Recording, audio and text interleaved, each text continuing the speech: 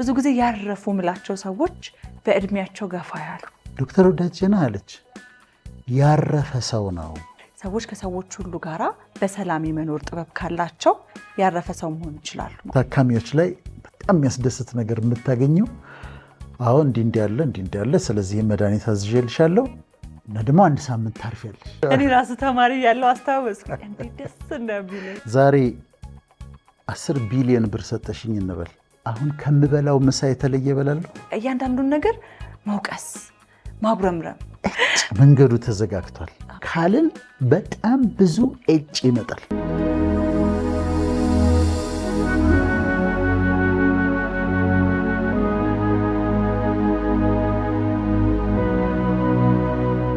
ሰላም ተመልካቾች እንደምን አላችሁ? ሳምንታችሁ እንዴት ነበረ? ዶክተር እንዴት ነህ? ደህና ነኝ ጵኔል፣ እንደምን አለሽ? አለን እግዚአብሔር ይመስገን። እንግዲህ ተመልካቾቻችን በየሳምንቱ የተለያዩ ገንቢ የሆኑ ሀሳቦችን እያያዝን ከዶክተር ጋራ ወደ እናንተ እንደርሳለን። ዛሬም እንደተለመደው አንድ ትልቅ ሀሳብን ይዘን በዛ ሀሳብ ዙሪያ ልንወያይ እዚህ ተገኝተናል።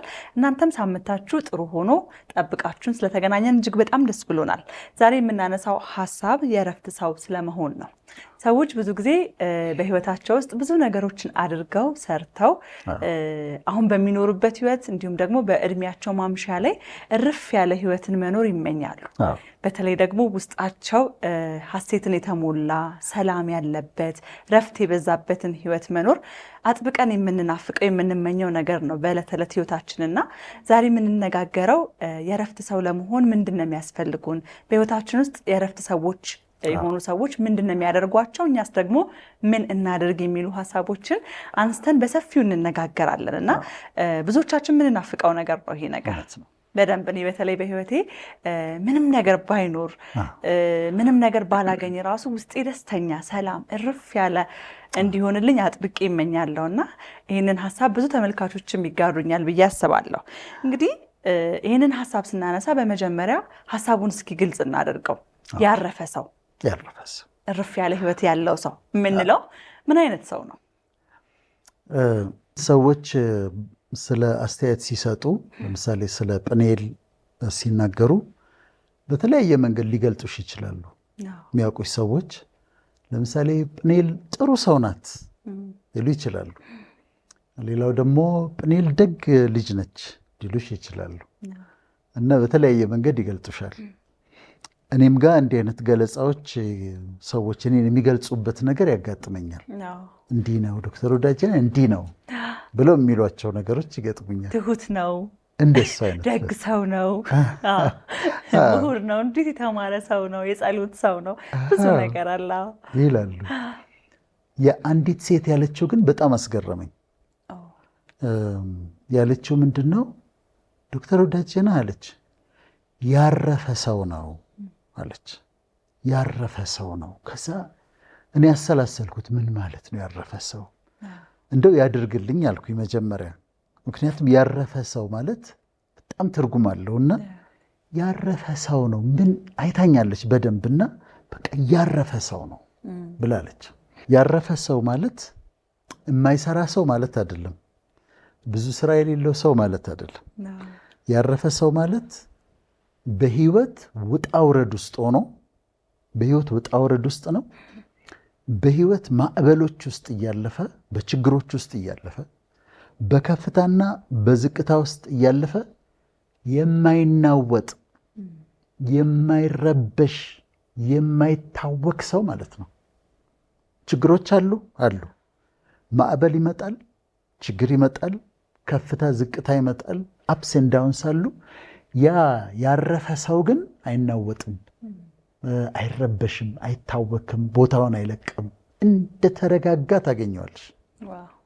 ስለዚህ በዚህ ውስጥ ሲያልፍ ተረጋግቶ ተማምኖ እርግጠኛ ሆኖ ተስፋ ሳይቆርጥ ዙሪያው እንዲህ ተተራምሶ እሱ ግን ተረጋግቶ የሚኖር ሰው በአምላኩም ላይ ተማምኖ የሚኖር ሰው ማለት ነው ያረፈ ሰው ማለት። እኛ ደግሞ ዛሬ ይህን የምናቀርበው ለምንድን ነው?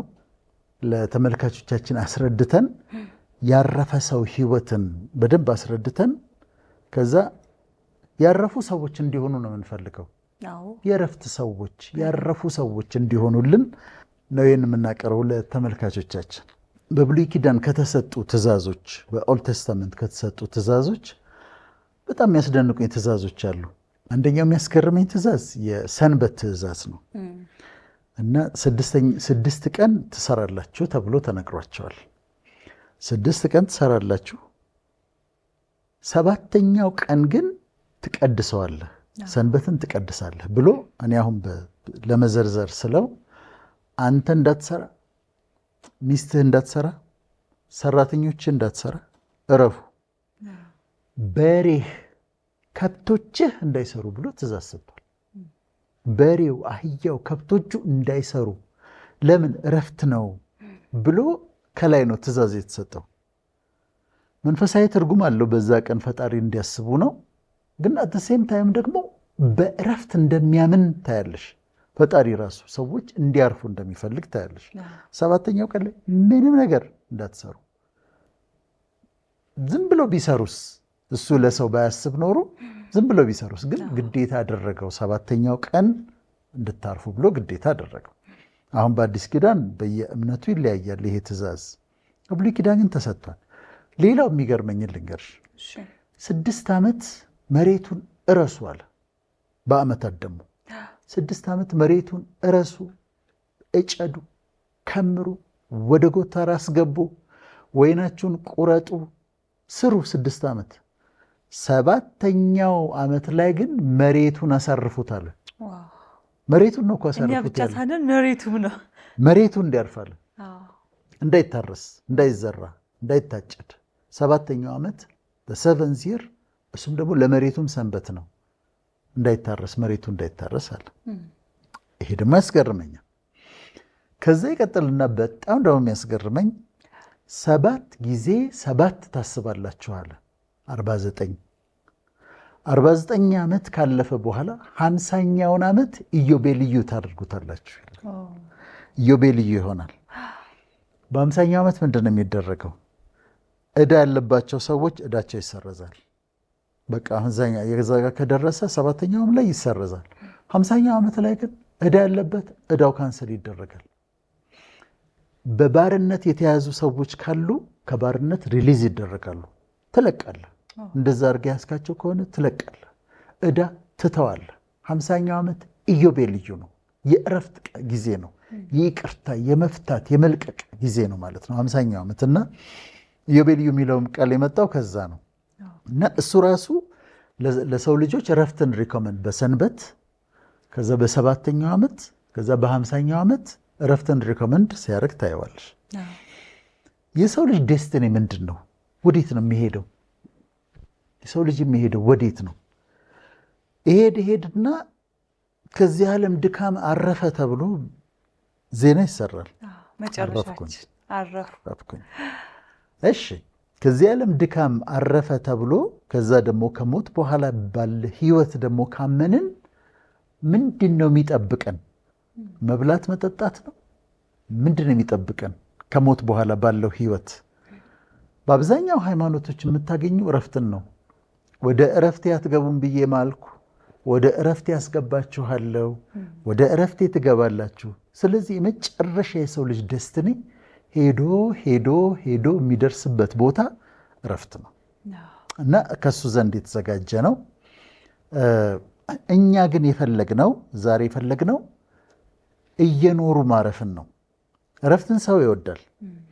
እኔ ክሊኒክ ስሰራ ፔሸንቶች ላይ ታካሚዎች ላይ በጣም የሚያስደስት ነገር የምታገኘው አሁን እንዲህ ያለ ስለዚህ መድኃኒት አዝዤልሻለሁ እና ደግሞ 1 ሳምንት ታርፊያለሽ።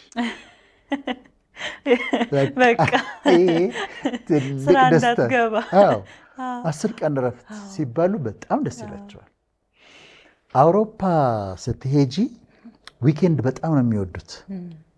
አርብ ማለት አሁን እንደዛ ፕሮግራማችን የሚተላለፈው አርብ አይደለም? ከአርብ ተሰዓት በኋላ ጀምሮ ትልቅ ደስታ ነው። ለመሰለሽ ቅዳሜና እሑድ ስራ የለም፣ እረፍት ስለሆነ ነው። አርብ ሲመጣ እኮ እንኳን አደረሰ ይባባላሉ። እንኳን አደረሰ ሃፒ ፍራይዴ ምናምን ይላሉ። ደስ ይላቸዋል። በጣም ዊኬንድን ይወዳሉ። ስለሚያርፉበት ነው። እነሱ ሀብታም ስለሆኑ ዊኬንድ ብዙ አይሰሩም። ቬኬሽን ከተባለም ደግሞ ቬኬሽን ከተባሉም በጣም ደስተኞች ናቸው። ስራ ሁሉ ዲል ሲያደርጉ ቬኬሽን መኖሩን ቼክ ያደርጋሉ። እኛም ሀገር ካሌንደር የሚዘጋቸው ቀኖች አሉ አይደለም? ተማሪዎች ደስ አይላቸው? በጣም ደስ ይላቸዋል። እኔ ራሱ ተማሪ ያለው አስታወስኩ እንዴት ደስ እንደሚለኝ።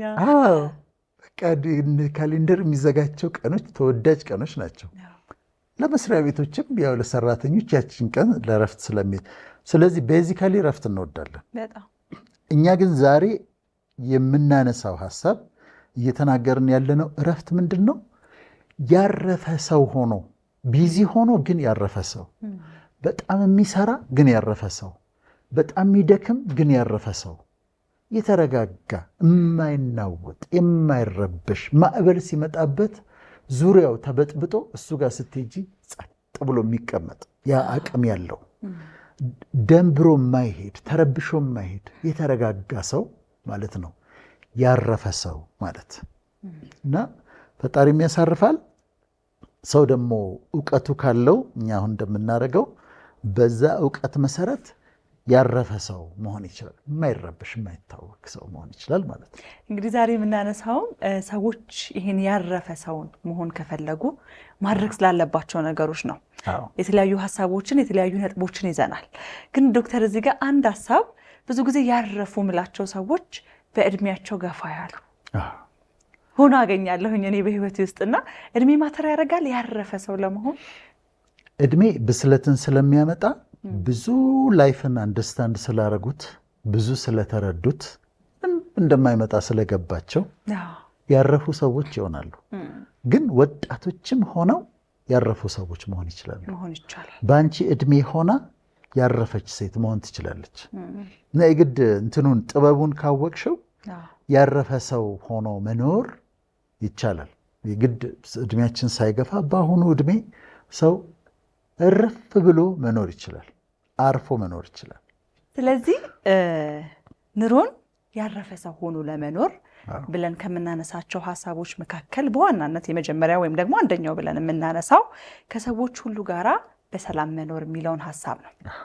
ሰዎች ከሰዎች ሁሉ ጋራ በሰላም የመኖር ጥበብ ካላቸው ያረፈ ሰው መሆን ይችላሉ ማለት ነው። ያረፈ ሰው አንዱ ሀሳብ ነው። ጠላት የላቸውም። ከሰዎች ሁሉ ጋር ሰላም ታደርጊያለሽ። በሊደርሺፕ ዓለም በጣም ከሚታወቁ አስተማሪዎች አንዱ ጆን ማክስዌል የሚባል አስተማሪ ነው። በጣም ጥሩ አስተማሪ ነው ጆን ማክስዌል። መድረክ ላይ ወጥቶ ሰላም ሲል ሰውን ሰላም የሚለው እንደዚህ ነው። ሃይ ማይ ኔም ኢዝ ጆን ማክስዌል አም ዩር ፍሬንድ ብሎ ነው የሚጀምረው። አይ አም ዩር ፍሬንድ ብሎ ነው የሚጀምረው። ምን እያደረገ ነው? እኔ ስሜ ጆን ማክስዌል ነው፣ ጓደኛህ ነኝ። እኔ ስሜ ጆን ማክስዌል ነው፣ ጓደኛሽ ነኝ እያለ ነው። በጣም ነው የምገረምበት። ምን ማለት ነው? ራሱን ጓደኛ አድርጎ ነው ለህዝቡ የሚያቀርበው። አም ዩር ፍሬንድ ዩ አር ማይ ፍሬንድ አይደለም የሚለው። ዩ አር ማይ ፍሬንድ ለመሆን የእሷ ፈቃድ ይጠይቃል፣ የእሱን ፈቃድ ይጠይቃል። ግን እኔ ወዳጅህ ነኝ፣ እኔ ጓደኛህ ነኝ ብሎ ነው የሚጀምረው። በጣም ወደዋለሁ። አም ዩር ፍሬንድ እና እኔ ራሴ ይጠቀምበታለሁ። እኔ ስሜም ያስገድደኛል ወዳጄ ነህ እና አንዳንድ የውጭ ሀገር ሰዎች ሲጠይቁኝ ምን ማለት ነው ሲሉኝ ማይ ፍሬንድ ማለት ነው እላቸዋለሁ። እና ስሜን ስትጠሩ አም ዩር ፍሬንድ ዌዘር ዩ ላይክ ኢት ኦር ኖት እላቸዋለሁ። ብትወድም አም ዩር ፍሬንድ ዌዘር ዩ ላይክ ኢት ኦር ኖት ወዳጄ ነህ ስትል እና ራስሽን ጓደኛ አድርገሽ ለሰዎች ማቅረብ፣ በማይንድ ሴትሽ ውስጥ ጠላት እንደሌለሽ ማሰብ። እኔ አሁን ጠላቶቼ ማን ናቸው? አይ ሃቭ ነን። አንድም ጠላት የለኝም። በእኔ አእምሮ አንድም ጠላት የለኝም። እኔ የሁሉ ወዳጅ ነኝ፣ የሁሉ ጓደኛ ነኝ። ለሚፈልግ ሁሉ ራሴን ጓደኛ አድርጌ አቅርቤያለሁ፣ ወዳጅ አድርጌ አቅርቤያለሁ። እዛ ጋ ይሄንን የማይፈልግ ሊጣላኝ የሚፈልግ ሰው አለ። እኔ እሱ አይመለከተኝም። ግን አስፋራስ ዩ አር ኮንሰርንድ፣ አንቺ ግን በአንቺ በኩል ግን ጠላትነት ከማንም ሰው ጋር አይኖርሽ። ሁሉ ሰዎችን ወዳጆችሽ አድርገሽ አስቢያቸው። ራስሽን ጓደኛ አድርገሽ አቅርቢላቸው፣ ወዳጅ አድርገሽ አቅርቢላቸው። እኔ ሰዎችን መንገድ ላይ ሳገኝ እንደ ጓደኛ ነው ትሬት የማደርጋቸው። ሁሉንም እንደ ወዳጅ፣ በጣም እንደማውቃቸው፣ ቁጭ ብለን አውርተን እንደምናውቅ ጓደኛዬ እንደሆኑ ነው ትሪት ማረጋቸው እንጂ ምናምን ብዬ እንትን አልልም። እና ጠላት አይኖርሽ፣ ራስሽን ጓደኛ አድርገሽ አቅርቢ።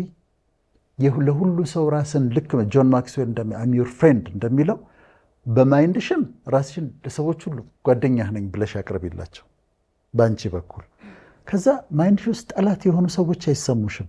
እኔ አሁን ብፈልግ ጠላት ፈልገህ ንገረኝ ብትይ አላገኝም ጠላት። ከዛ ይሄ ምን ይሰጠኛል? ኮንፊደንስ ይሰጠኛል። አልፈራም፣ አልጨነቅም። በህዝቡ መካከል ስመላለስ ሊጎዳኝ የሚችል ሰው አለ ብዬ አላስብም። ምክንያቱም ጠላት አለኝ ብዬ አላስብም።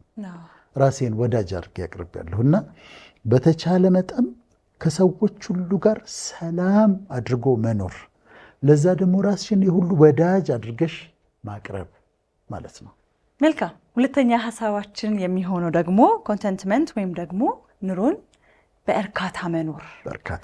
ሰዎች ከብዙ ነገር ህይወታቸው ላይ እርካታን ይፈልጋሉ። ይሄ ገና የሚገኝ ነገር ነው የምናደርገው ብዙ ጊዜ እርካታን እና እንዴት ነው በእርካታ መኖር የምንችለው? የእንግሊዝኛው ቃል ኮንተንትመንት የሚለው በጣም ጥሩ ነው። ኑሮዬ ይበቃኛል፣ አሁን ያለኝ ለጊዜው ለዛሬ አሁን ያለኝ ይበቃኛል ብሎ መኖር ነው። ይጨመርልኛል፣ ተጨማሪ የምፈልጋቸው ነገሮች እኮ አሉ። አሁን ግን ለጊዜው ግን ኑሮዬ ይበቃኛል፣ ቃሉም ይላል አይደል? ኑሮዬ ይበቃኛል፣ አሁን ያለኝ ነገር ይበቃኛል ብሎ ረክቶ መኖር ነው። ባለሽ ነገር ረክተሽ ስትኖሪ ማለት ነው። ያኛው እስኪመጣ ድረስ ያኛውን እስክታገኘው ድረስ መባከን ሳይሆን ያለመስራት ማለት አይደለም። ድህነትን እያበረታታን አይደለም። ጠንክረን እንሰራለን፣ እንለፋለን፣ እንደክማለን። ግን ለዛሬ ግን ያለኝ ይበቃል። ኮንቴንት ማለት መርካት ማለት ይሄ ነው። ያለኝ ይበቃኛል ካላልን ብዙ ጊዜ ሁሌም ምንፈልገው ነገር ላይ በደረስን ቁጥር ያ ነገር ይቀልብናል። የተረዳሁትን አንዳንዴ ህይወት ላይ ያንን ነው ስናገኘው የዓለም ደስታ ሁሉ እጃችን ላይ የሚገባ የሚመስለን ነገር ልክ እጃችን ላይ ሲገባ ይቀልብንና ሌላ ነገር መፈለግ ደግሞ እንጀምራለን። ስለዚህ መቼም ሳናመሰግን መቼም ያለኝ ይበቃኛል ሳንል ልናልፍ ነው ህይወታችንን ማለት ነው እና በጣም አስፈላጊ ነው። እኔ በምሳ የምበላው ብዙ ጊዜ ቢሮ ውስጥ ነው።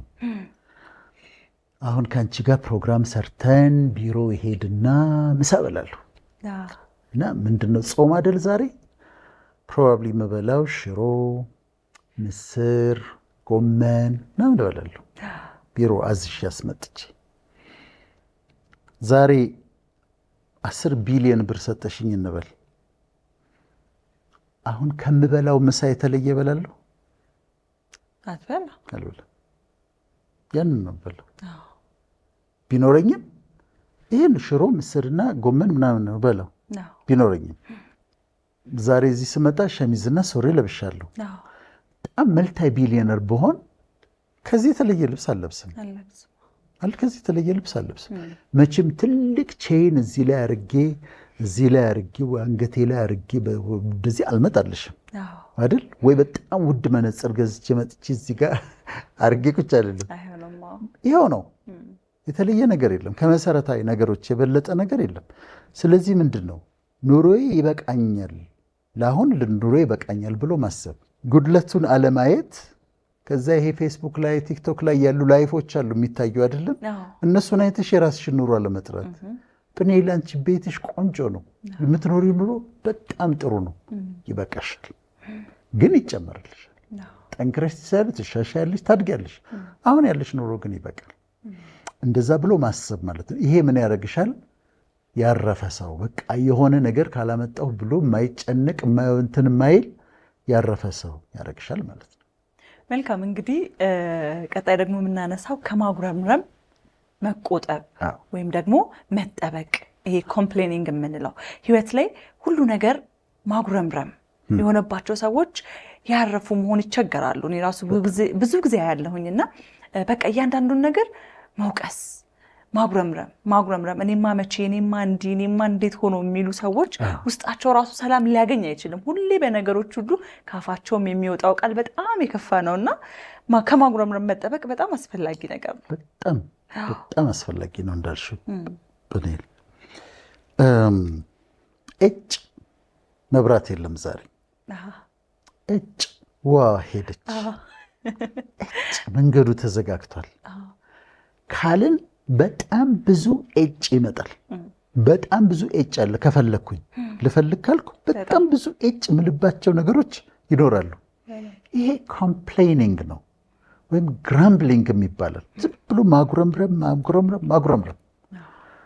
በምሳሌ ላስረዳሽ። አንድ አባት ስራውን ሰርቶ ደክሞ፣ የኑሮን ውድነት ታውቂያለሽ፣ ደክሞ ቤት ኪራዩን ከፍሎ የልጆቹን ደብተር ገዝቶ ዩኒፎርማቸውን ገዝቶ እንደምንም ብሎ ጤፍ ውድ ነው፣ ጤፉን ገዝቶ መሟላት ያለበትን ነገር አሟልቶ ታግሎ ምግቡ ላይ ጠረጴዛ አድርጓል። ሚስትም አለች። ለፍቶ አመጣ። አባትየው አዘጋጅ አይደለም።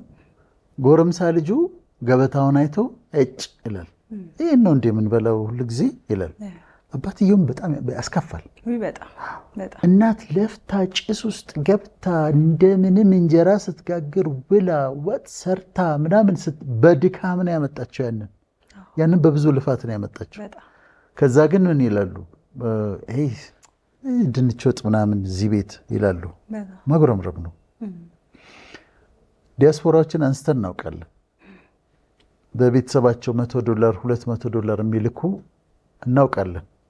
ግን አንዳንድ ቤተሰቦች ኢቭን አባትም እናትም ሆነው ወይም ደግሞ ዘመድ ሆነው የሰው ልጅ ቤት ይሰራል፣ እሷ በወር $100 ነው የምትልከው፣ $200 ነው የምትልከው ይላሉ። $200 እንዴት ነው የሚገኘው? $200 በሰዓት ደሞዟ $20 ከሆነ 10 ሰዓት ሰርታ ነው ያመጣችው። $101 ያገኘቻት 5 ሰዓት በድካም ሰርታ ነው ያገኘችው ነው የላከችው። $200 ከላከች 10 hours የደከመችበትን ገንዘብ ነው የላከችው። ግን ኮምፕሌን ከተደረገስ ምን እሷ ይወጣት እሷ ትልክ ከተባለ ይሄ በጣም ጥሩ አይደለም። ለመጀመሪያ ጊዜ እንደ ክርስቲያን መጽሐፍ ቅዱስን ሳነብ በጣም ያስደነገጠኝን ነገር ልንገርሽ። ማጉረምረምን በጣም ነው የሚጠላው ፈጣሪ። በጣም ነው የሚያስቆጣው። ከግብፅ አውጥቷቸው እስራኤልን መንገድ ላይ ትዝ ይልሻል? እንዲህ በረሃብ ልትገለን ነው እንዲህ ያወጣህን ሲሉት ሙሴን፣ በጥማት ልትገለን ነው እንዲህ ግብፅ እያለን ስንበላ የነበረው ነጭ ሽንኩርት፣ ቀዩ ሽንኩርት በጢሁ ምናምን ሲሉ ቁጣ ነው የምታየው። ከላይ በጣም ሲያስቆጣው ነው የምታየው። ለምን መሰለሽ? የተደረገልን ነገር ብዙ ነው። ለእኔ አሁን እንኳን ላጉረመርም በህይወት መኖሬ፣ አሁን አንቺ ጋር ቁጭ ብዬ ማውራቴ በእግዚአብሔር ምሕረት ነው። ስለዚህ ያደረገልንን ስለሚያውቅ እሱ የሆነ ነገር ጎደለ ብለን ስናጉረመርም በጣም የሚያስደስተው ነገር እንደሆነ አይቻለሁና ከማጉረምረም መራቅ በጣም ያስፈልጋል ለማለት ነው። መልካም። ቀጣይ ሀሳባችን የሚሆነው ደግሞ በቀጭኑ መንገድ መሄድ የሚል ሀሳብ ነው። ዶክተር፣ በቀጭኑ መንገድ መሄድስ እንዴት ነው? ይሄ ትንሽ ሀሳቡ ወጣ ለየት ይላልና ምን ማለት ነው በቀጭኑ መንገድ መሄድ ማለት? በምድር ላይ ስንኖር የሚሰጠን እድል ፈንታ አለ፣ ፖርሽን አለ። ይሄ ለጵንኤል ነው ተብሎ የተዘጋጀልሽ ነገር አለ። በመንፈሳዊ ዓለም ይሄ እሷ ነው ተብሎ ተዘጋጅቷል እና ሬዲ ነው፣ ያንቺ ነው፣ የተዘጋጀልሽ ነገር ነው። ልክ ልጆች ሆነን ትዝ ይልሻል፣ ቤት ሳንኖር ፓስቲ ተገዝቶ ከሆነ ቤት ስንመጣ ፓስቲ ተገዝቶ እንደነበረ ካወቅን ፋንታዬን እንላለን። የኔ ይታል የኔ ፋንታዬን። ሙዝ ተገዝቶ ከነበረ ፋንታዬን እንላለን። ወይ ቁርስ ሳንበላ ሄደን ከሆነ ፋንታዬን፣ የቁርሱን ዳቦ እንጠይቃለን። ደግሞ አለን ፋንታ አለን። ልክ ቤት ውስጥ ፋንታ እንዳለን፣ ብስኩቱ እሷ ነው ብሎ እንደተቀመጠልን፣ ሙዙ ይሄ እሱ ነው ተብሎ እንደተቀመጠልን፣ ምድር ላይ ሁላችንም እድል ፈንታ አለን። ሁላችንም ያለ እድል ፈንታ እዚህ ምድር ላይ የሌለ ሰው አለ። ሁሉም የእድል ፈንታ አለው። አሁን ምንድነው በቀጭኑ መንገድ መሄድ ማለት? በተሰመረልኝ የኔ እድል ፈንታ በሆነ መንገድ መሄድ ማለት ነው። ምሳሌ ልንገርሽ።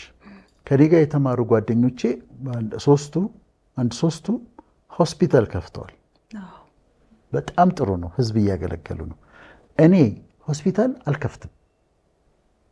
ለምን መንገዴ ላይ የለም ሆስፒታል መክፈት? ጓደኞቼ ስለከፈቱ ነው የሆስፒታል መክፈት አለብኝ ማለት አይደለም። የቅርብ ወዳጆቼ የሆኑ ኮሌጅ የከፈቱ ወዳጆች አሉኝ። እኔ ኮሌጅ አልከፍትም። ለምን መንገዴ ላይ የለም። እሱ ስለከፈተ እኔ ኮሌጅ አልከፍትም። እኔ የሚሄድበት የተሰጠኝ ቀጭን መንገድ አለ። ኤንጂኦ ከፍተው ህዝብ የሚያገለግሉ ሰዎች አሉ። እኔ ኤንጂኦ አልከፍትም። እነ ሲስተር ዘቢደርም እረዳለሁ ካስፈለገ። እኔ ግን ለምን እነሱ ሆስፒታል ከፈቱ እኔ ሆስፒታል ለምን አልከፍትም? አይዲያ መጣልኝ። እንትና ትምህርት ቤት ከፍተዋል እኔ ለምን ትምህርት ቤት አልከፍትም? እንትና ኤንጂኦ ከፍተዋል እኔ ለምን አልከፍትም አልልም። ለእኔ የተሰመረልኝ እኔ የሚሄድበት እኔ የማረጋቸው ነገሮች አሉ። በዛ በቀጭኑ መንገድ መሄድ ጥሩ ነው። በተቃራኒው የሚፈጠር ነገር ላሳይሽ። አንድ ሰው ለምሳሌ የሴራሚክ እየሰራ ወይም የመታጠቢያ ቤት እቃዎች እያመጣ እየሰራ ነው። በጣም ተሳክቶለታል። ያመጣል፣ ይሸጣል፣ ያመጣልሽ። ሱቅ ላይ ሌላ ሱቅ ጨምሯል። ገንዘብ እያከማቸ ነው። ቤቱን እየሰራ ነው። በተሰመረለት እየሄደ ነው። ግን ሲሰማ ጓደኞቹ ቡና ኤክስፖርት እያደረጉ ነው። እንዴ እኔ ስለምን ቡና ኤክስፖርት አላደርግም ብሎ ይነሳል። የብዙ ሰው ችግር እዚህ ጋር አጠራቅሞ ጵኔል እዚህ ጋር ሀብት አጠራቅሞ እዛ የማያውቀው ቢዝነስ ውስጥ ይገባና እዚህ አጠራቅሞ በሙሉ እዛ ጋር ያጠዋል። ብዙ ሰዎች ጋር የማየው ነገር ይሄ ነው። አስጠንተው ተጨማሪ ቢዝነሶች አይጨምሩ አይደለም፣ ይጨምሩ የተጠና ከሆነ ቀጭን መንገዳቸው ላይ ካለ። ግን እዚህ ጋር ነገሮች ስለተሳኩ ሀብት ስለተገኘ እዛ ጋር የሆነ ሰዎች ደግሞ ሌላ ነገር እየሰሩ ስለሆነ እዛ ውስጥ ልግባበት ይሉና እዚህ ጋር የሰራበትን ለዓመታት ያጠራቀመውን ነገር በሙሉ እዛ ጋር ሄዶ ሉስ ያደርገው ታያለሽ። ስለዚህ መንገድሽን ማወቅ። አሁን አንቺ ጋዜጠኝነትን ትወጃለሽ። ተጨማሪ ነገሮች ሊመጡ ይችላሉ። ለምሳሌ አክቲንግ ሊመጣ ይችላል። ቁንጅናሽም ካራክተርሽም ይፈቅዳል። አሁን አክቲንግ ብትጨምሪ ምንም አይደለም፣ ጥሩ ነው፣ መንገድሽ ላይ ያለ ይመስለኛል። ግን ሌላ ነገር ውስጥ ልግባ ካልሽስ? ገብተሽ ነበር እና እንዳልከው እያሰብኩት ነበረ። በቃ ይሄ ሰዎች ቢዝነስ ሲሰሩ አየውና ለገንዘብ ቢዝነስ ጥሩ ነው አልኩኝና የሌለሁበትን ማላቀውን እንዳልከው መንገዴ ላይ እንደው ቢፈለግ የማይገኝ ነገር ኮፊ ሾፕ ከፈትኩ ልስራ ብዬ። የሚገርም በ5 ወር ነው የዘጋሁት። ስዘጋው በጣም ከስሬ በጣም ተጨንቄ ብዙ ነገር ሆኜ የዘጋሁትና ልክ ነህ። ሰዎች መንገዳቸውን አተኩሮ መመልከት አለባቸው። ይሄ ጥሩ ምሳሌ ነው። በጣም ጥሩ አስተማሪ ምሳሌ ነው። ግን ካፌ መክፈት እኮ ጥሩ ነገር ነው አይደል? ግን አንቺ መንገድ ላይ አልነበረም። ኢትስ ኖት ዩርስ። ለአንቺ የተሰጡሽ ነገሮች አሉ። ፕሮባብሊ ጋዜጠኝነት፣ ቶክ ሾው ሆስት፣ አክትረስ፣ እንደዚህ አይነት ነገሮች ይኖራሉ። የማስታወቂያ ምንድነው አምባሳደር ትሆኛለሽ፣ የድርጅቶች አምባሳደር ትሆኛለሽ፣ ቶክ ሾዎች ትሰሪያለሽ፣ በጋዜጠኝነት ትሰሪያለሽ፣ አክቲንግ ውስጥ ትገቢያለሽ። እነዚህ መንገድሽ ላይ ያሉ የተሰጡሽ ነገሮች ናቸው። ያልተሰጥሽ ነገር ውስጥ ግን ገባሽና ካፌ ከፈትሽ። ከባድ ዋጋ ያስከፍላልና ሰዎች በጣም መረዳት አለባቸው። ይሄን በጣም ዋጋ ያስከፍላል። ይሄን ማለት ነው በቀጭኑ መንገድ መሄድ ማለት ይሄንን ማለት ነው። ያንቺ ያልሆነውን አለመንካት። እንግዲህ በቀጭኑ መንገድ መሄድ መልካም አለን። ቀጣይ ደግሞ የምናነሳው ሀሳባችን በሰዎች ደስ መሰኘት። ይህን ማለት ሰዎች በሚያገኙት ነገር ነው ወይስ እንዲሁ ሰዎችን ስናያቸው በሰዎች ደስ መሰኘት ነው? ሰዎች በሚያገኙትም ነገር በሰዎችን መደሰት፣ ሰዎችን አፕሪሺየት ማድረግ። በአንቺ ዘመን የተገኙ ሰዎች አሉ፣ ኮንቴምፖራሪ ነው የሚባለው እና በእኔ ዘመን ያሉ ሰዎች አሉ፣ የተለያዩ አይነት ሰዎች አሉ። እነሱን ዝም ብዬ ከምተቻቸው ከማጣጥላቸው የሚያደርጉትን ነገር ከምጥል ኤንጆይ ማድረግ። ምሳሌ ልንገርሽ። ኮሜዲያን ጃሚ የሚባል ልጅ አለ። እንደ ትራምፕ ፀጉሩን አድርጎ ምናምን ትራምፕ ላይ ይቀልዳል። አወቅሽው? አወቅኩታ። እኔ ላይ ጆክ ይሰራል። በመሰለሽ የሚሰራው እኔ በምጠቀምባቸው እንግሊዝኛ ቃላት ወይ ሬስቶራንት ይወስዳቸውና ወይ ከአዲስ አበባ ጋር ያገናኝና ይሄ ዲሊጀንት ነው፣ ኤክሰለንት ነው፣ ፐርሲስተንት ነው፣ ፐርሲቨረንስ ነው፣ ዲግኒቲ፣ ሂዩሚሊቲ እያለ ይሰራል። እኔ ብዙ ጊዜ በማነሳቸው እንግሊዝኛ ቃላቶች ተጠቅሞ እሱ ሌላ ጆክ ይሰራበታል። እኔ ሳየው ምንድን ነው የማደርገው? እስቃለሁ። በጣም ነው የሚያዝናና። አይ ነው በጣም ራሴ እንዳይ እንደውም ያደርገኛል። ፎቶግራፊን ይሰቅልና እዛ ጋር ዶክተር ወዳጄነህ ስለ አዲስ አበባ ግለጽ ከተባለ እንዴት ነው የሚገልጸው ብሎ ነው ጆኩን የሚሰራ።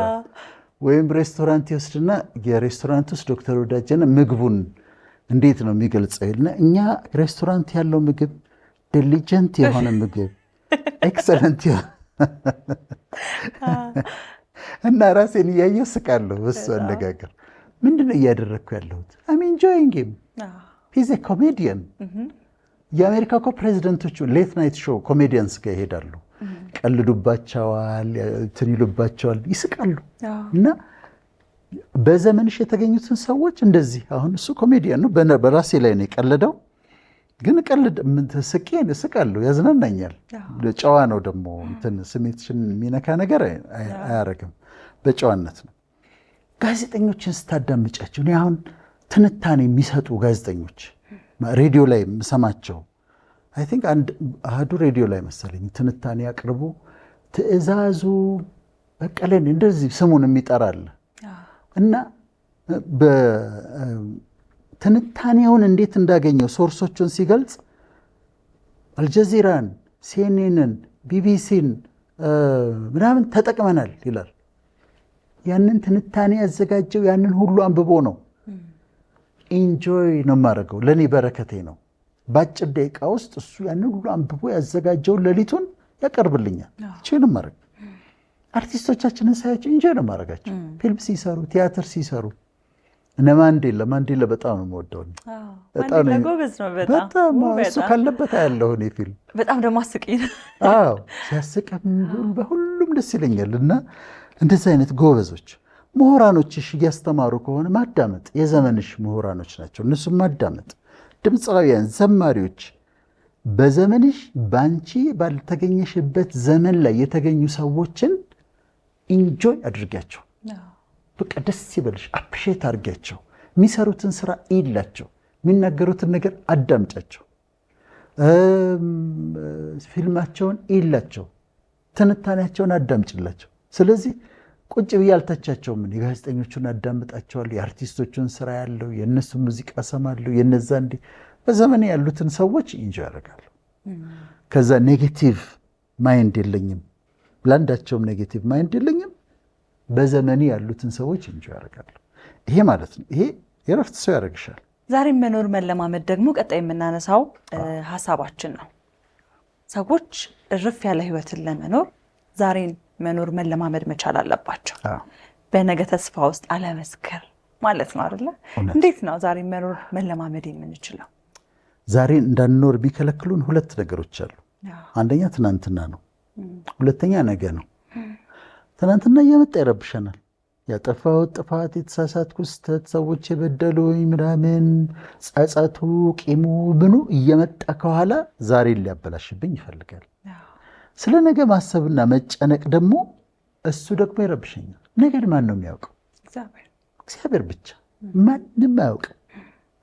ቀን ይዞ ቢመጣውን አታውቅምና ነገ በሚሆነው አትተማመን የሚል ይላል ሰለሞን። ቀን ይዞ የሚመጣውን አታውቅም። ነገን ማን ያውቅ? ማንም አያውቅም። ስለዚህ ለምን ስለ ነገ ይጨነቃሉ?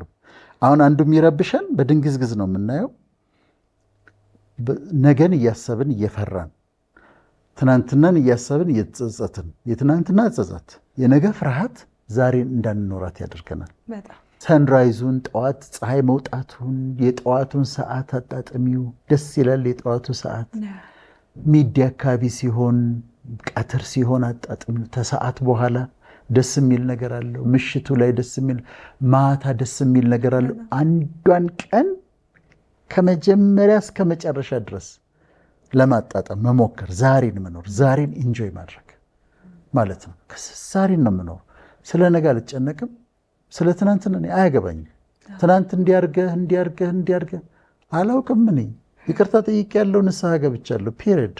ጌስታልት ቴራፒ ይባላል። እነሱ የሚለው ምንድን ነው? ቀዳዳዎች አሉ በእነዚህ ቀዳዳዎች ከትናንትና ያለ ህይወታችን እየሾለኩ ይመጣሉ። ሰላም ማግኘት ከፈለግ ክሎዥር አድርግ፣ ያለፈውን ዝጋው። በቃ ያለፈው በይቅርታ በንስሐ ተዘግቷል። እኔ ስላለፈው ነገር አይገባኝም። ደሱ ነው።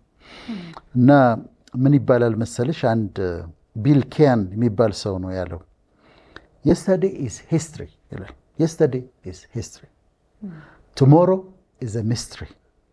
yesterday is history, tomorrow is a mystery, today is a gift of God.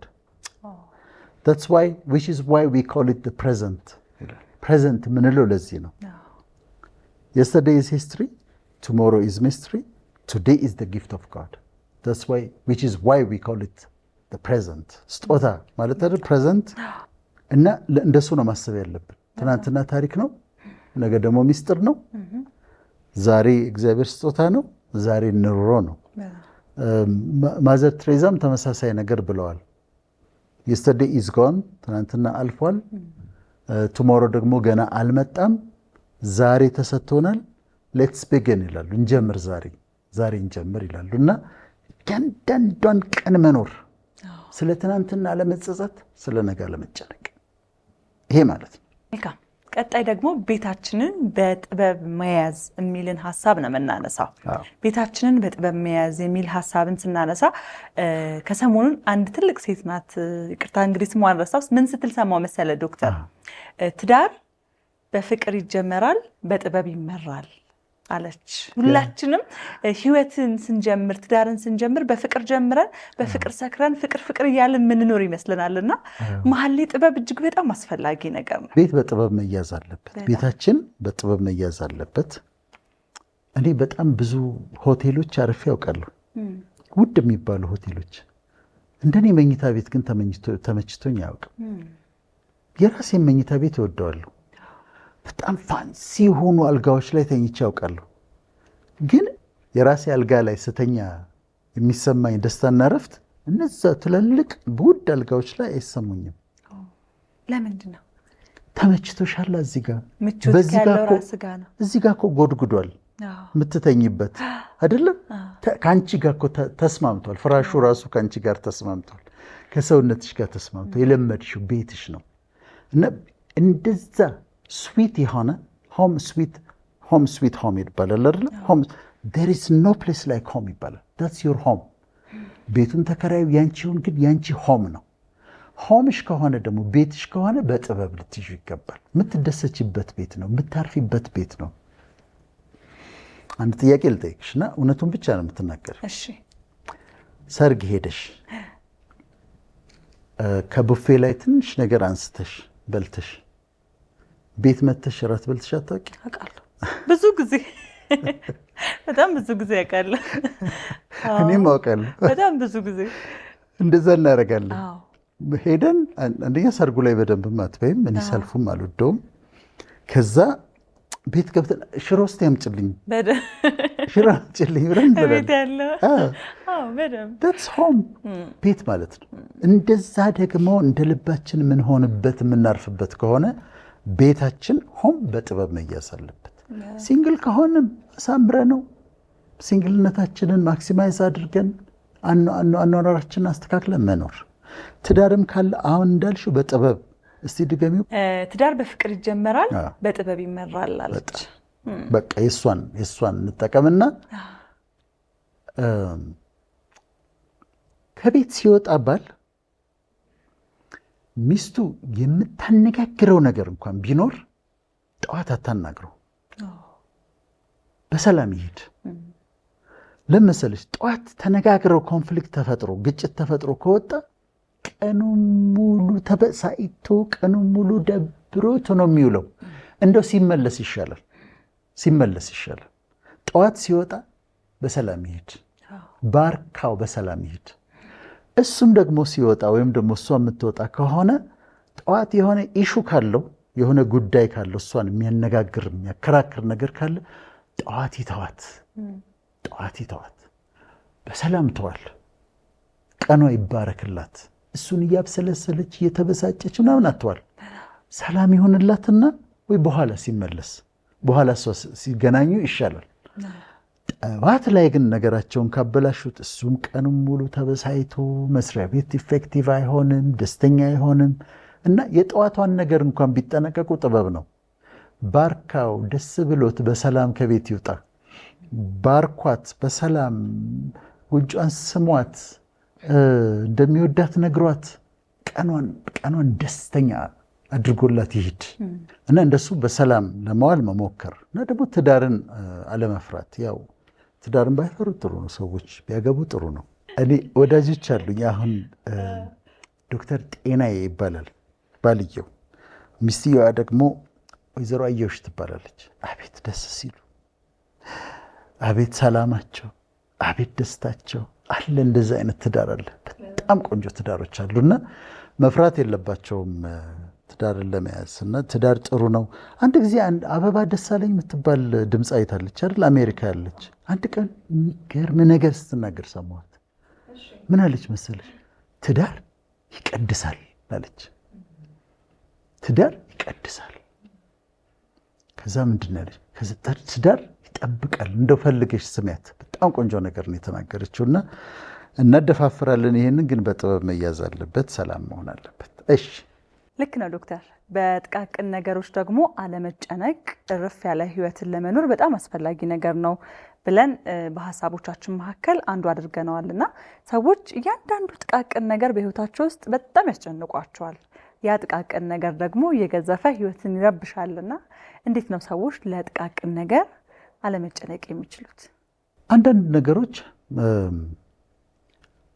ዱ ኖት ስዌት ስሞል ስታፍ የሚል መጽሐፍ አለ። ዶንት ስዌት ስሞል ስታፍ ኤንድ ኢትስ ኦል ስሞል ስታፍ ይላል። ትንንሾቹ ነገሮች ናቸው የሚረብሹን። የእኛን ምሳሌ ልስጥሽ። ባለፈው ሳምንት እየተቀረጽን እኔ ሸሚዝ መጣው ትንሽ ቀለል ለማለት ብዬ ነበረ። ግን ባለፈው ሳምንት ስንሰራ እኔ ሸሚዝ ሳረግ እዚች ጋር ቆልፋታለሁ። እስከዚህ አልቆልፍም መቼም፣ ግን እዚች ጋር ግን ቆልፋታለሁ። እና ባለፈው ሳምንት ወይ ማይኩ ሲገባ ይሁን ለካ እቺ ቁልፍ ተፈታለች እና እንደዚህ ደረቴ ገለጥ ብላለች። አላያችሁት? ቪዲዮ ሲወጣ ሳየው እቺ ቁልፍ ተፈታለች እና እንዲህ ደረቴ ይታያል። እና እንደው ጎረምሳ እየተጫወትኩ እንዳይመስል ብዬ በጣም ደነገጥኩ፣ ረበሽኝ። ከዛ ስለ ቁልፏ ማሰብ ጀመርኩ። አንድ ቁልፍ እኮ ነች፣ ግን ረበሸች።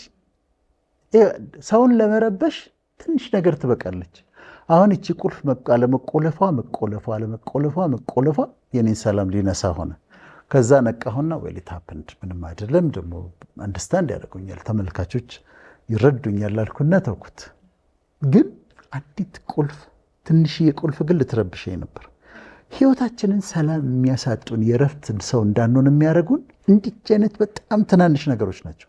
ብርጭቆ ተሰበረ፣ እንኳን ተሰበረ፣ በቃ ተይው፣ አለቀ። እና በትናንሽ ነገሮች ጊዜ ስለማይበቃን ፈጠን ለማለት አለመያዝ ለማለት ነው። መልካም። ጥሩ ጓደኝነትን መጠበቅ የሚለው ደግሞ እርፍ ያለ ህይወትን ለመኖር በቀጣይነት የምናነሳው ሀሳባችን ነው። ጥሩ ጓደኝነትን መጠበቅ ስንል ያው ክፉ ጓደኝነትን በማራቅ መልካም ጓደኝነትን መጠበቅ እርፍ ያለ ህይወትን ለመኖር በጣም ያግዘናል። ስለሱ ደግሞ በቀጣይነት እናንሳ። ወይ ብቻሽን ሁኚ ወይ ጥሩ ጓደኞች ይኖሩሽ። ጥሩ ያልሆኑ ጓደኞች ግን ይቅሩብሽ። እኔ የምወደው አባባል አለ። አይ ስታንድ አሎን፣ አይ ፋይት አሎን፣ አይ ዊን አሎን፣ አይ ፍላይ አሎን። እወደዋለሁ። አይ ስታንድ አሎን። ብቻሽን መጀመሪያ ብቁ መሆን አለብሽ፣ ያለ ጓደኛ፣ ያለ ምንም ነገር። አይ ስታንድ አሎን፣ አይ ፋይት አሎን፣ አይ ዊን አሎን፣ አይ ፍላይ አሎን። ብቻሽን። ከዛ ጓደኞች ካሉሽ ቶክሲክ የሆኑ ጓደኞች አይሆኑ ማለት አንቺን የሚያጣጥሉ የማይጠቅሙሽ አይሆኑ። ጥሩ ጓደኞች ካሉሽ ግን በጣም ጥሩ ነው።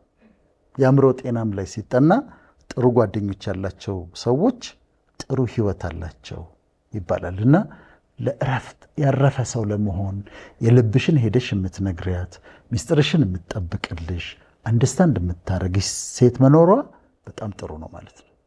እንግዲህ ዶክተር እንዲህ እያለን በስተ መጨረሻም የምናነሳው ሀሳባችን የሚሆነው በፈጣሪ መንገድ መሄድ የሚለውን ሀሳብ ነው። ተመልካቾቻችን ይሄ መንገድ ወይም ደግሞ ይሄ የመጨረሻው ሀሳብ እጅግ በጣም ትልቅ ይመስለኛል በህይወታችን ውስጥ እረፍ ያለ ህይወትን ለመኖር። ምክንያቱም አይተህ ከሆነ ብዙ ጊዜ ዶክተር ለሃይማኖታቸው ልባቸውን የሰጡ ጊዜያቸውን የሰጡ በሃይማኖታቸው የበቁ ሰዎችን ስንመለከታቸው ገና ፊት ለፊታቸው ላይ ራሱ ሰላምን፣ መረጋጋትን እንመለከትባቸዋለን እና ብዙ ጊዜ በፈጣሪ መንገድ መሄድ ወደ ፈጣሪ መቅረብ የሚለው ሀሳብ እዚህ ምድር ላይ ስንኖር በጣም የተረጋጋን በጣም ሰላማዊ በጣም የሰከንን ሰዎች ለመሆን ትልቁን አስተዋጽኦ ይወስዳል ብዬ አስባለሁኝ እና ሰዎች ከላይ ጠቀስናቸው በርካታ ሀሳቦች አሉ። ከዛ በተጨማሪ ግን በዋናነት እዚህ ምድር ላይ ሲኖሩ እፎይ ያሉ የተረጋጉ ሰዎች ለመሆን ይሄ ሀሳብ በጣም ይጠቅማቸዋል ብዬ አስባለሁና እንዴት ነው ሰዎች በፈጣሪ መንገድ ሲሄዱ ወደ ፈጣሪያቸው በቀረቡ ቁጥር የምድርን ህይወት ሰላማዊ የተረጋጋ ማድረግ የሚችሉት? እስካሁን ከተናገርናቸው ነጥቦች ሁሉ ዋነኛው ይሄ ነው። ዋነኛው ሰው ያረፈ ሰው ለመሆን ዋነኛው ይሄ ነው። እሱ ምንድነው? በፈጣሪ ላይ መተማመን ማለት ነው። መተማመን። እኔ አንድ ቀን ምን ገጠመኝ መሰለሽ? 16 ሰዓት ነው እንደዚህ በርሬ አሜሪካ ሄጄ በኢትዮጵያን ኤርላይንስ ከዛ ፓይለቶቹና ሆስተሶቹ ሲወጡ ፓይለቶቹ በጣም ያንግ ናቸው፣ ካፒቴኖቹ በጣም ወጣቶች ደግሞ ቀጫጭኖች። አሁን እነዚህ ልጆች ናቸው ይዘውን የመጡ ማለት ጎበዞች ናቸው ከኛ ካፒቴኖች። ሁሉንም ወዳቸዋለሁ፣ ሁሉንም ኢትዮጵያን ኤርላይንስ ሆስተሶቹም ፓይለቶቹም ግን ያንግ ቀጫጭን ምናምን ልጆች ናቸው።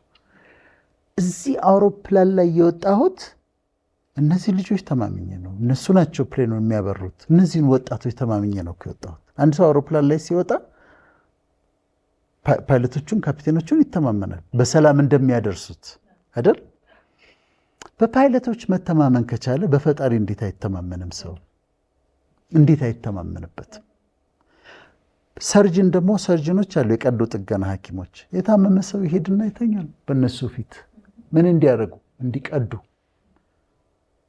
ደረቱን ቀደው ሆዱን ቀደው ማውጣት ያለባቸው እንዲያወጡና መልሰው እንዲዘጉ። በአንስቲዚያ ስር ሆኖ እኮ ራሱን አያውቅም፣ ግን ራሱን አሳልፎ ይሰጣል። ሐኪሙን አምኖት በሐኪሙ ተማምኖ። በሐኪሙ ከተማመነ እንዴት በፈጣሪ አይተማመንም? መተማመን ያስፈልጋል። ማረፍ ያስፈልጋል። አንቺ እምነት የትኛው እምነት ይሁን እኛ ሃይማኖት አይደለም የምንሰብከው፣ ግን ሰው ከፈጣሪ ጋር ሲሆንና ሲያምን አንድ ሲተማመን ከዛ ደግሞ በቅዱስ ስሙ ተጓደዱ ይላል። ምን ማለት መሰለሽ? አለልኝ ማለት ነው። ምን እሆናለሁ ማለት ነው። ምን ይመጣል? እግዚአብሔር አለልኝ፣ ፈጣሪ አለልኝ፣ ምን ይመጣል ብሎ መጓደድ ደግሞ እንደው እኔ አደርጋለሁ። በጣም ነው የማምነው፣ ፈጣሪም በጣም ነው የማምነው፣ እግዚአብሔርም በጣም ነው የማምነው። በጣም ነው የምተማመንበት። አልፈራም፣ አልጨነቅም። እንደሚጠብቀኝ እንደሚባርከኝ እርግጠኛ ነኝ። ከዛ አልፍና ደግሞ መጓደድ የሚባለውንም አደርገዋለሁ። ምን እሆናለሁ እላለሁ፣ እሱ እያለ እላለሁ። ከሌ መጣ አልመጣ፣ እንትን እንዲሆነ አልሆነ፣ ከሌ ፈገግ አለ አላለ፣ እሱ እያለ ምን እሆናለሁ? ይሄ መጓደድ ይባላል። በጣም ኮንፊደንስ ሲኖርሽ ማለት ነው። ልዩ ኮንፊደንስ ሲኖርሽ ማለት ነው። ስለዚህ ከዋናው ነገር ደግሞ ከፈጣሪ ጋር ተስማምቶ አስተካክሎ እሱን ማመን፣ በሱ መተማመን፣ በሱ መጓደድ። አለልኝ ምንም አልሆንም ማለት እሱ ያረፈ ሰው እንድትሆኝ ያደርጋል። ተመልካቾቻችን ግብዣችን ምንድን ነው? ያረፉ ሰዎች እንዲሆኑ ነው። እንዳይታወኩ፣ እንዳይጨነቁ፣ ግራ እንዳይጋቡ። የፈለገ ማዕበል ይነሳ፣ የፈለገ ችግር ይኑር፣ የፈለገ የመሬት መንቀጥቀጥ ይኑር፣ እነሱ ግን በውስጣቸው የተረጋጉ፣ የማይጨነቁ፣ የማይታወኩ ሰዎች እንዲሆኑልን ነው የዛሬው መልእክት።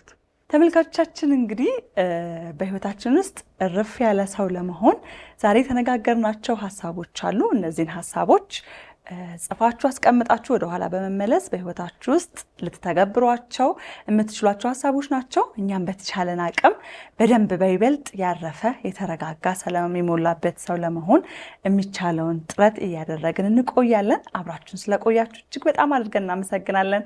ሳምንት በሌላ ቆይታ እስከምንገናኝ ድረስ ሳምንታችሁ የሰላም የጤና ያደርግልን። መልካም ሳምንት።